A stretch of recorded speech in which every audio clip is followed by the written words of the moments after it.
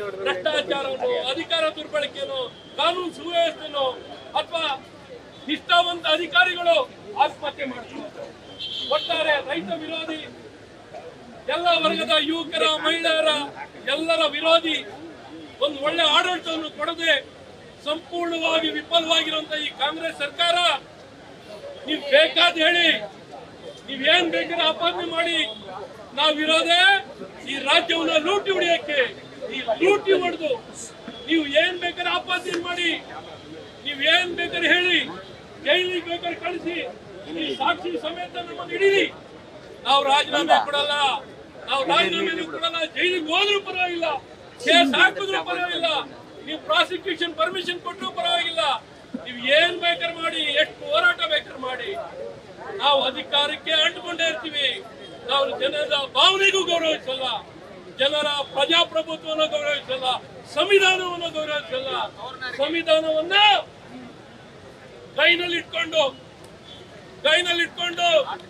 ಹಕ್ಕುಗಳ ಬಗ್ಗೆ ಮಾತಾಡ್ತಾರೆ, ಆದ್ರೆ ಜವಾಬ್ದಾರಿ ಬಗ್ಗೆ ಮಾತಾಡಲ್ಲ. ಸಂವಿಧಾನದ ಆಶಯಕ್ಕೆ ಗೌರವ ಕೊಡಲ್ಲ. ಎಲ್ಲಿದ್ದೀರಾ ರಾಹುಲ್ ಗಾಂಧಿ, ಸೋನಿಯಾ ಗಾಂಧಿ, ಪ್ರಿಯಾಂಕಾ ಗಾಂಧಿ, ಎಐಸಿಸಿ ಅಧ್ಯಕ್ಷರು ಮಲ್ಲಿಕಾರ್ಜುನ್ ಖರ್ಗೆ? ನಿನ್ನೆ ಕೇಳ್ತಾರೆ, ಪತ್ರಕರ್ತರು ಕೇಳ್ತಾರೆ ಅವರಿಗೆ, ಸ್ವಾಮಿ, ನಿಮ್ಮ ರಾಜ್ಯದ, ಈ ಕರ್ನಾಟಕ ರಾಜ್ಯದ ಮುಖ್ಯಮಂತ್ರಿ, ಕಾಂಗ್ರೆಸ್ಸಿನ ಮುಖ್ಯಮಂತ್ರಿ ಸಿದ್ದರಾಮಯ್ಯನವರು, ರಾಜ್ಯಪಾಲರು ಅವರಿಗೆ ಪ್ರಾಸಿಕ್ಯೂಷನ್ ಮಾಡಲಿಕ್ಕೆ ಅನುಮತಿಯನ್ನು ಕೊಟ್ಟಿದ್ದಾರೆ. ಅದಕ್ಕೆ ನೀವೇನ್ ಹೇಳ್ತೀರಿ ಅಂತ ಕೇಳಿದ್ರೆ, ನನಗೆ ಇನ್ನ ಏನು ಮಾಹಿತಿ ಇಲ್ಲ, ಇದ್ರ ಬಗ್ಗೆ ಮಾಹಿತಿ ಇಲ್ಲ, ಇನ್ನ ಹೆಚ್ಚಿನ ಮಾಹಿತಿ ಬಂದಿಲ್ಲ, ಹಾಗಾಗಿ ನಾನು ಏನು ಹೇಳಕ್ಕಾಗಲ್ಲ. ಎಂತ ಅಧ್ಯಕ್ಷರು, ಎಂತ ನಾಯಕರು, ಎಐಸಿಸಿ ಅಧ್ಯಕ್ಷರು, ಇಷ್ಟು ದೊಡ್ಡರು, ಇಷ್ಟು ಸೂಕ್ಷ್ಮತೆಯನ್ನು ಕಳ್ಕೊಂಡು ಯಾವೊಂದು ನ್ಯಾಯದ ಪರವಾಗಿ ಅಂಬೇಡ್ಕರ್ ಕೊಟ್ಟಂತ ಸಂವಿಧಾನಕ್ಕೆ ಎಳ್ಳಷ್ಟು ಗೌರವವನ್ನು ಕೊಡುವಂತ ಯಾವ್ದಾದ್ರು ಒಂದು ಪಕ್ಷ ಇದ್ರೆ, ಯಾವ್ದಾದ್ರು ಒಂದು ಸರ್ಕಾರ ಇದ್ರೆ, ಈ ಭ್ರಷ್ಟ ಕಾಂಗ್ರೆಸ್ ಸರ್ಕಾರ ಅಂತ ಈ ಸಂದರ್ಭದಲ್ಲಿ ಆತ್ಮಸಾಕ್ಷಿ, ನನ್ನ ಮುತ್ತಿಗಳೇ, ಆತ್ಮಸಾಕ್ಷಿ ಇಲ್ಲದೆ, ಒಂದು ಸ್ವಾಭಿಮಾನ ಇಲ್ಲದೆ ಈ ರೀತಿ ಬಂಡಗೆಟ್ಟಂತ ವ್ಯಕ್ತಿಗಳು ಇತಿಹಾಸದಲ್ಲಿ ಯಾವತ್ತೂ ಕಾಣಲಿಕ್ಕೆ ಸಾಧ್ಯ ಇಲ್ಲ. ಎಲ್ಲರಿಗೂ ಹೆದರಿಕೆ ಬೆದರಿಸ್ತಾರೆ, ಏನೊಂದು ಹೇಳಿಕೆ ಕೊಡ್ತಾರೆ. ಇವರು ಜನ ಪರವಾಗಿದ್ದರು, ಜನ ರಕ್ಷಕರು, ಜನ ಭಕ್ಷಕರು. ಈ ಭಕ್ಷಕರು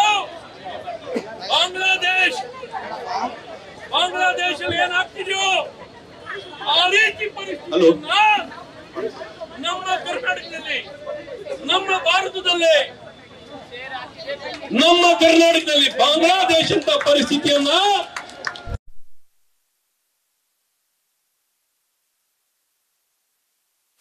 ಹೋರಾಟಕ್ಕೆ ರಾಜೀನಾಮೆ ಕೊಡಿ, ರಾಜೀನಾಮೆಯನ್ನ ಕೊಡಿ. ಆತ್ಮೀಯ ಕಾರ್ಯಕರ್ತರೇ, ಇವ್ರಿಗೆ ಎಷ್ಟು ಬಂಡಗೆಟ್ಟಿದ್ದಾರೆ, ಜನರ ಸೂಕ್ಷ್ಮತೆಯನ್ನು ಕಳ್ಕೊಂಡಿದ್ದಾರೆ, ಸಂವಿಧಾನವನ್ನು ಗೌರವಿಸುವಂತ ಬಿಟ್ಟು ಹೋಗಿದ್ದಾರೆ, ಪ್ರಜಾಪ್ರಭುತ್ವದ ವಿರುದ್ಧವಾಗಿದ್ದಾರೆ, ನಾಡಿನ ಹಿತಕ್ಕೆ ವಿರುದ್ಧವಾಗಿರುವಂತ ಈ ಕಾಂಗ್ರೆಸ್ ಸರ್ಕಾರ, ಕಾಂಗ್ರೆಸ್ ಪಕ್ಷದ ನಾಯಕರುಗಳು ಯಾವ ರೀತಿ ಸಾರ್ವಜನಿಕ ವೇದಿಕೆಗಳಲ್ಲಿ ಹೇಳಿಕೆಯನ್ನು ಕೊಡ್ತಿರೋದು ನೀವೆಲ್ಲ ನೋಡಿದ್ದೀರಾ, ಕೇಳಿಸ್ಕೊಂಡಿದ್ದೀರಾ. ಹೇಗೆ ಬಾಂಗ್ಲಾದೇಶದಲ್ಲಿ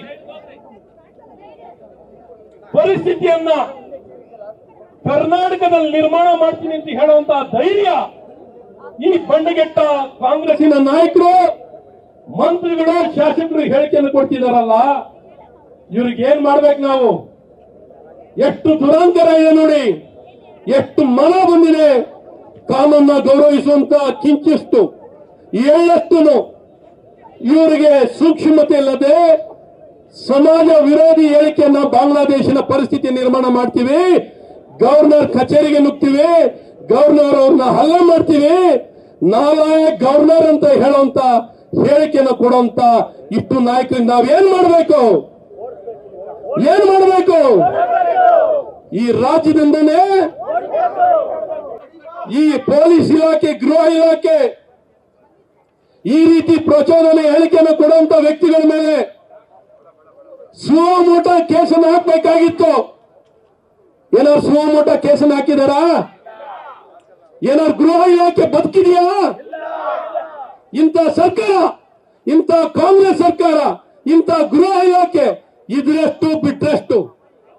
ಇವತ್ತು ಯಾರು ಬೇರೆ ಒಬ್ಬ ಸಾಧಾರಣ ವ್ಯಕ್ತಿ ಏನಾದ್ರು ಒಂದು ಸೋಷಿಯಲ್ ಮೀಡಿಯಾ ಪೋಸ್ಟ್ ಒಂದು ಸಮಾಜದ ಅನ್ಯಾಯವನ್ನು ಬೆಳಕಿಗೆ ತಂದ್ರೆ ಸಾಕು, ತಕ್ಷಣ ಏನ್ ಮಾಡ್ತಾರೆ?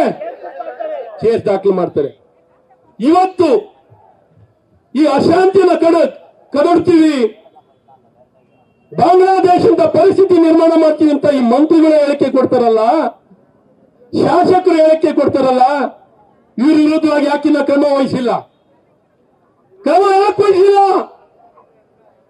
ಇವತ್ತು ರಾಹುಲ್ ಗಾಂಧಿ ಅವರು ಮಹಾರಾಷ್ಟ್ರಕ್ಕೆ ಹೋಗ್ಬಿಟ್ಟು ಅಲ್ಲಿ ಅನ್ಯಾಯದ ವಿರುದ್ಧವಾಗಿ ಹೋರಾಟ ಮಾಡ್ತಿದ್ದಾರೆ. ನಿಮ್ಮ ಸರ್ಕಾರ, ನಿಮ್ಮ ಪಕ್ಷ ಕರ್ನಾಟಕದಲ್ಲಿ ಅಧಿಕಾರಕ್ಕೆ ಬಂದಂತ 15 ತಿಂಗಳಲ್ಲಿ ಪ್ರತಿದಿನನೂ ಒಂದಲ್ಲ ಒಂದು ರೀತಿ ದಲಿತರ ಮೇಲೆ ಹಲ್ಲೆ, ಮಹಿಳೆಯರ ಮೇಲೆ ಹಲ್ಲೆ, ಭ್ರಷ್ಟಾಚಾರ, ನಿಷ್ಠಾವಂತ ಅಧಿಕಾರಿಗಳು ಆತ್ಮಹತ್ಯೆ ಮಾಡ್ಕೋತಿದ್ದಾರೆ. ಇಲ್ಲಿ ಯಾವ ವ್ಯವಸ್ಥೆನೂ ಇಲ್ಲ. ಅವ್ಯವಸ್ಥೆ ನಿರ್ಮಾಣ ಮಾಡಿ ಸ್ವತಃ ಮುಖ್ಯಮಂತ್ರಿಗಳೇ ಭ್ರಷ್ಟಾಚಾರದಲ್ಲಿ ತೊಡಗಿದ್ದಾರೆ. ಇವತ್ತು ಅವರು ಸಾಕ್ಷಿ ಸಮೇತ ಸಿಗಾಕೊಂಡಿದ್ದಾರೆ. ರಾಜೀನಾಮೆಯನ್ನು ಕೊಡಿ, ಪ್ರಾಸಿಕ್ಯೂಷನ್ ಪರ್ಮಿಷನ್ ಕೊಟ್ಟಿದ್ದಾರೆ ಅಂದ್ರೆ ನಾನು ಕೊಡಲ್ಲ, ಜೈಲಿಗೆ ಹೋದ್ರೂ ಕೊಡಲ್ಲ ಅಂತಾರಲ್ಲ. ನೀವೆಷ್ಟು ಬಂಡ್ಗೆಟ್ಟಿದ್ದೀರಾ ಅಂತ ನೋಡಿ. ಯಾವ ಸೂಕ್ಷ್ಮತೆ ಇದೆ, ಯಾವ ನೈತಿಕತೆ ಇದೆ, ಯಾವ ನೈತಿಕತೆ ಇದೆ ಅಂತ ನೋಡಿ. ಇವತ್ತಿಂತ ಕಾಂಗ್ರೆಸ್ ಪಕ್ಷವನ್ನ ಅಂದೇ ಮಹಾತ್ಮ ಗಾಂಧಿ ಹೇಳಿದ್ರು, ಕಾಂಗ್ರೆಸ್ ಪಕ್ಷವನ್ನ ವಿಸರ್ಜನೆ ಮಾಡಿ, ಇದು ದೇಶಕ್ಕೆ ಸಮಾಜಕ್ಕೆ ಒಳ್ಳೆಯದಲ್ಲ. ಕಾಂಗ್ರೆಸ್ ಪಕ್ಷವನ್ನು ಮುಂದುವರಿಸೋದು ಎಲ್ಲೊಂದ್ ಕಡೆ ಸಮಾಜಕ್ಕೆ ಮಾರಕವಾಗಿರುತ್ತೆ. ಇಂಥ ಮಾರಕವಾಗಿರುವಂತಹ ಪರಿಸ್ಥಿತಿ ರಾಜಕೀಯ ಪಕ್ಷ ಕಾಂಗ್ರೆಸ್ ಪಕ್ಷದಿಂದ ಆಗಬಾರ್ದು ಅಂತ ವಿಸರ್ಜನೆಯನ್ನು ಮಾಡಿ ಅಂತ ಕೇಳಿದ್ರು. ಇವತ್ತಿಂತ ದರಿದ್ರ ಕಾಂಗ್ರೆಸ್, ಇಂಥ ದರಿದ್ರ ಕಾಂಗ್ರೆಸ್ ಯಾವ ಕಾರಣದಲ್ಲೂ ನಮ್ಮ ರಾಜ್ಯದಲ್ಲಿ ಇರಬಾರ್ದು. ಇದನ್ನ ಸಂಪೂರ್ಣವಾಗಿ ಕಿತ್ತೆಸುವಂತ ಕೆಲಸ ನಮ್ಮ ಪ್ರತಿಯೊಬ್ಬ ಕಾರ್ಯಕರ್ತನು ಮಾಡಬೇಕು, ಪ್ರತಿಯೊಬ್ಬ ನಾಯಕನು ಮಾಡಬೇಕು. ಸಾರ್ವಜನಿಕರಿಗೆ ತಿಳುವಳಿಕೆಯನ್ನು ಮೂಡಿಸಿ ಎಲ್ಲ ಪ್ರತಿಯೊಬ್ಬ ಕಾರ್ಯಕರ್ತನು ನಾವು ವಾಸ ಮಾಡುವಂತ ಸ್ಥಳ, ಪ್ರತಿಯೊಂದು ರಸ್ತೆ, ಬಡಾವಣೆ ಎಲ್ಲ ಕಡೆನೂ ಈ ವಿಚಾರ ಆಧಾರಿತವಾಗಿ ಪ್ರತಿಯೊಬ್ಬರನ್ನು ಜಾಗೃತಿಯನ್ನು ಮೂಡಿಸಬೇಕು, ಪ್ರೇರೇಪಣೆಯನ್ನು ತರಬೇಕು. ಈ ರೀತಿ ಭ್ರಷ್ಟಾಚಾರವನ್ನು ಮಾಡಿ ಯಾವ ಒಂದು ನೈತಿಕತೆ, ಆತ್ಮಸಾಕ್ಷಿ ಇಲ್ಲದೆ ಯಾವ ಒಬ್ಬ ಭ್ರಷ್ಟಾಚಾರ ಮುಖ್ಯಮಂತ್ರಿ ರಾಜ್ಯದಲ್ಲಿ ಮುಂದುವರೆದ್ರೆ ಯಾವ ರೀತಿ ಜನಕ್ಕೆ ರಕ್ಷಣೆಯನ್ನು ಕೊಡ್ಲಿಕ್ಕೆ ಸಾಧ್ಯವಾಗುತ್ತೆ ಅಂತ ಆಲೋಚನೆ ಮಾಡಿ. ಒಬ್ಬ ಭ್ರಷ್ಟ ಮುಖ್ಯಮಂತ್ರಿ ಇದ್ರೆ, ಭ್ರಷ್ಟ ಅಧಿಕಾರಿಗಳಿಂದ, ಒಂದು ಭ್ರಷ್ಟ ವ್ಯವಸ್ಥೆಗಳಿಂದ ಜನನ ರಕ್ಷಣೆ ಮಾಡ್ಲಿಕ್ಕೆ ಸಾಧ್ಯವೇ ಹೇಳಿ? ಒಬ್ಬ ಭ್ರಷ್ಟ ಮುಖ್ಯಮಂತ್ರಿಯಿಂದ, ಭ್ರಷ್ಟ ಅಧಿಕಾರಿಗಳು, ಭ್ರಷ್ಟ ವ್ಯವಸ್ಥೆಯಿಂದ ರಾಜ್ಯದ ಜನತೆಗೆ ರಕ್ಷಣೆ ಕೊಡ್ಲಿಕ್ಕೆ ಸಾಧ್ಯವಾ? ಹಾಗಾಗಿ ಈ ವ್ಯಕ್ತಿ, ಈ ಮುಖ್ಯಮಂತ್ರಿ ಆಗಿರುವಂತಹ ಸಿದ್ದರಾಮಯ್ಯನವರು ಏನ್ ಮಾಡಬೇಕು? ರಾಜ್ಯದ ಹಿತದಿಂದ, ಹಾಗಾಗಿ ರಾಜೀನಾಮೆಯನ್ನು ಕೊಡಬೇಕು, ರಾಜ್ಯದ ಹಿತವನ್ನು ಕಾಪಾಡಬೇಕು ಅನ್ನುವಂತ ಒತ್ತಾಯವನ್ನ ಮಾಡಿ ಇವತ್ತು ಪ್ರತಿನಿತ್ಯ ನಮ್ಮ ಎಲ್ಲ ಕಾರ್ಯಕರ್ತರಿಗೆ ಪ್ರತಿನಿತ್ಯ ಹೋರಾಟವನ್ನ ಮಾಡದೇ ಒಂದು ಕರ್ತವ್ಯ ಆಗಿದೆ. ಇಷ್ಟು ಭ್ರಷ್ಟ ರಾಜ್ಯದ ಇತಿಹಾಸದಲ್ಲೇ ಇಷ್ಟು ಬಲಹೀನ, ಇಷ್ಟು ಜನವಿರೋಧಿ, ಇಂಥ ಅತಿ ಭ್ರಷ್ಟ ಮುಖ್ಯಮಂತ್ರಿ ಇಡೀ ರಾಜ್ಯದ ಇತಿಹಾಸದಲ್ಲಿ ಕಂಡಿಲ್ಲ. ಇಂಥ ಭ್ರಷ್ಟ ಮುಖ್ಯಮಂತ್ರಿ ತೋರಬೇಕು ಅಂತ ಹೋರಾಟವನ್ನ ಮಾಡ್ತಿದ್ದಾರೆ. ಈ ಹೋರಾಟಕ್ಕೆ ಜಯ ಸಿಗುತ್ತೆ. ನೀವೆಷ್ಟೇ ಬಂಡ್ರಾಗಿರಿ, ನಿಮ್ಮನ್ನು ಬಿಡಲ್ಲ. ನಮ್ಮೆಲ್ಲ ಕಾರ್ಯಕರ್ತರು, ನಮ್ಮ ಇಡೀ ಭಾರತೀಯ ಜನತಾ ಪಾರ್ಟಿ NDA ಸತತವಾಗಿ ಹೋರಾಟವನ್ನ ಮಾಡಿ ನಿಮ್ಮನ್ನ ಮಾಡಿಸ್ತೀವಿ ಅಂತ ಈ ಸಂದರ್ಭದಲ್ಲಿ ಬಹಳ ಸ್ಪಷ್ಟವಾಗಿ ಹೇಳಕ್ ಇಷ್ಟಪಡ್ತೀವಿ. ನೀವು ಯಾವ ಕಾರಣದಲ್ಲೂ ನೀವು ರಾಜೀನಾಮೆಯನ್ನು ಕೊಡೋರ್ಗೂ ನಾವು ಬಿಡಲ್ಲ ಅಂತ ಬಹಳ ಸ್ಪಷ್ಟವಾಗಿ ಹೇಳಕ್ಕೆ ಈ ಹೋರಾಟದ ಮೂಲಕ ನಾವು ಹೇಳಕ್ ಇಷ್ಟಪಡ್ತೀವಿ. ಇಷ್ಟು ಹೇಳಕ್ಕೆ ಅವಕಾಶವನ್ನ ಮಾಡಿಕೊಟ್ಟು ಬಹಳ ಸ್ಪಷ್ಟವಾಗಿ ಹೋರಾಟದಲ್ಲಿ ಭಾಗವಹಿಸ್ತಿರೋಂತ ನಿಮ್ಗೆಲ್ಲ ಮತ್ತೊಮ್ಮೆ ನನ್ನ ಕೃತಜ್ಞತೆಯನ್ನು ಸಲ್ಲಿಸಿ, ನನ್ನೊಂದಿಗೆ ವೇದಿಕೆ ಮೇಲಿರುವಂತ ನಮ್ಮೆಲ್ಲ ಗಣ್ಯಮಾನ್ಯರು ನಿಮ್ಮನ್ನು ಉದ್ದೇಶಿಸಿ ಮಾತಾಡುವಂತದ್ದಿದೆ. ಹಾಗಾಗಿ ಎಲ್ಲ ಆತ್ಮೀಯ ಕಾರ್ಯಕರ್ತ ಬಂಧುಗಳೇ, ಮಳೆನ ನೆಕ್ಕಿಸ್ತಿಲ್ಲ ನೀವು, ಬಿಸಿಲನ್ನು ಲೆಕ್ಕಿಸ್ತಿಲ್ಲ, ಚಳಿನೂ ಲೆಕ್ಕಿಸಿಲ್ಲ. ಒಟ್ಟು ಸಿದ್ದರಾಮಯ್ಯನ ರಾಜೀನಾಮೆ ಬೇಕೇ ಬೇಕು ಅಂತ ನೀವೆಲ್ಲ ನಿಂತಿದ್ದೀರಾ. ನಿಮ್ಮ ಹೋರಾಟಕ್ಕೆ ಜಯವಾಗ್ಲಿ ಅಂತ ಕೋರಿ ನಾನು ನಿಮ್ಗೆಲ್ಲ ಶುಭವನ್ನು ಕೋರ್ತೀನಿ. ಭಾರತ್ ಮಾತಾ ಕಿ ನ್ಯಾಯದ ಪರವಾದಂತ ಹೋರಾಟಕ್ಕೆ, ನ್ಯಾಯದ ಪರವಾದಂತಹ ಹೋರಾಟಕ್ಕೆ, ಸತ್ಯದ ಪರವಾಗಿರುವಂತಹ ಹೋರಾಟಕ್ಕೆ ಬೇಕೇ ಬೇಕು, ಬೇಕೇ ಬೇಕು. ನ್ಯೂಸ್ ಫಸ್ಟ್ ನಿರ್ಭೀತಿಯಿಂದ ನಿಮ್ಮ ಪರವಾಗಿ.